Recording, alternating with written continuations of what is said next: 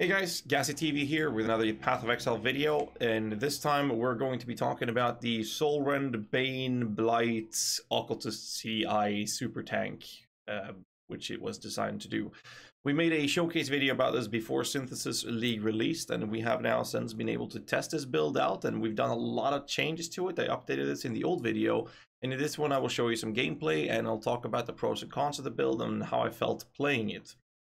The build has been utilizing Cerberus Limb, which gives you a lot of spell damage, and also increased energy shield based off 5 armor per on your shield. So with the use of an Aegis Aurora, which gives 1000 armor, that gives you about a little bit over 200 energy shield with this approach. And it also gives you 200 energy shield on top of this. So this shield is a bit over 400 energy shield for you, 5% max cold res, including some extra blocks and some energy shield replenish on block, which is a bit whatever. I'm also using a Sword of the Divine, and the build is utilizing regenerations, as you can see here on the energy shield regen. I have, when I'm stationary, I'm regenerating almost 550 almost energy shield per second, and with the Sword of the Divine popped, I regen 1200 energy shield per second. This packed together with about 2.2 thousand energy shield leech, or 2.5 thousand energy shield leech. I don't have that high ES pool. I only have 11k, so it's about 2.2k right now. Energy shield per second. This build was theoretically supposed to be pretty much immortal, but we did kill Uber Elder with this build. It was really messy, and it's a lot to do about lack of cast speed for the Bane, Soulrend, which is better suited for the Trickster in general. And also it doesn't really have the same DPS or uptime as a build such as the Occultist Vortex character for the sake of Uber Elder, and doesn't provide that slow effect which that build does for free. So why play this build? The problem has been pressing, really, because the Trickster has been better at many things over the Occultist, both in terms of survival, in terms of gearing, the amount of currency invested that you need for it to be viable. It should have a much easier time versus Uber Elder than the Occultist, despite the theoretical approach of this build. And that's been generally the main issues we've seen with the build. Now, I've cleared tier 15 maps, I've done core map boss, not a problem. Map bosses with this build has been obnoxiously easy.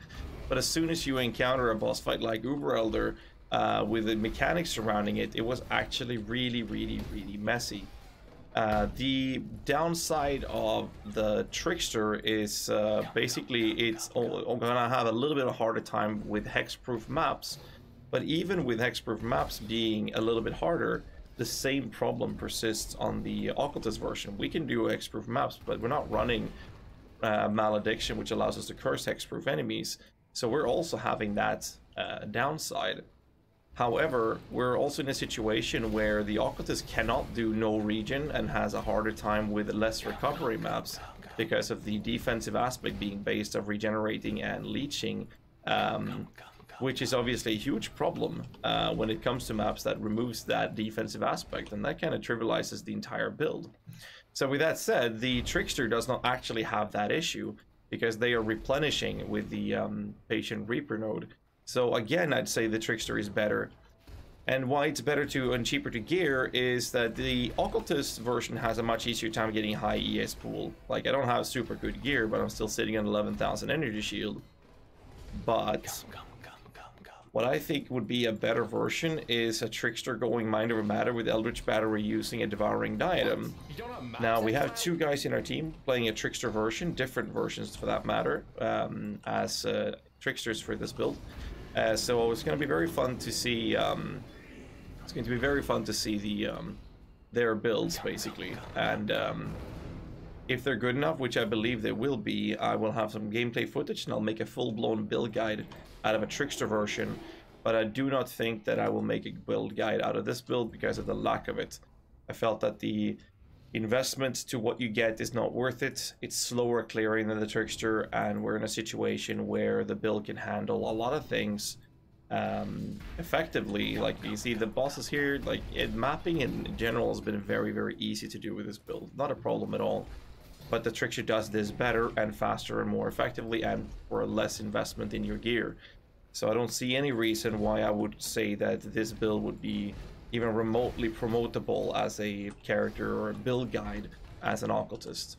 So that's basically the foundings we've had. And as you can see here, probably most of you have already picked up the fact that I'm using Blight on Castwatch Channeling to provide Wither through the new jewels. And it casts Soulrend twice as fast than self-casting it. With this build, it is. I like the approach, but you can do this in many different ways, such as using self-cast Soulrend. You can use an approach where you have Blight on totems, or even skipping Blight and using Wither, but you're provided with a hindered effect through the spreading rot jewels as well, on top of the Blight effect. With the Wither, sorry, Wither and Hinder at the same time. So basically, the tree we designed was to go with Corruption, and then later on pick up Whispers of Doom when we got a Solstice Vigil, removing the preservation cost of Temporal Chains. I did decide to waste these points to Zealot's Oath because of Uber Elder, to not rely my Zealot's Oath regen on a Sorrow of the Divine Flask in case I ran out of flask charges. I had the spell damage nodes first, but with a decent shield, you actually got the same, if not more, spell damage from taking these nodes, which also gave you a little bit of defense, which I felt was a better decision.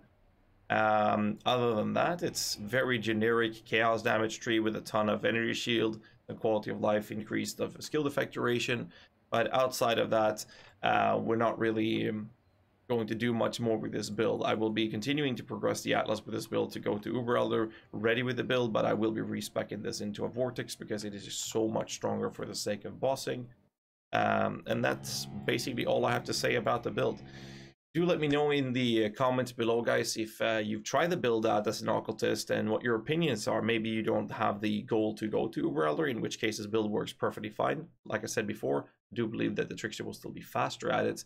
And I'm not sure if I would do a CI or EB mom with it, which I think I'd rather do the latter. But let me know in the comments below if you guys try this build out as an Occultist and what your findings are and your opinions on the build, because it's really strong. You can even 6-link Bane, because that being your main clear speed build, considering how strong Bane is right now, and then have an extra 4-link for single targets. It's all up to you how you want to do it. I didn't feel that this build was anything incredible after trying it out, outside the use of Bane for clearing, which the Trickster is doing as well. Anyways, let me know in the comments below. Make sure you hit that like button and subscribe for more content. Till next time, boys, stay safe and keep rocking.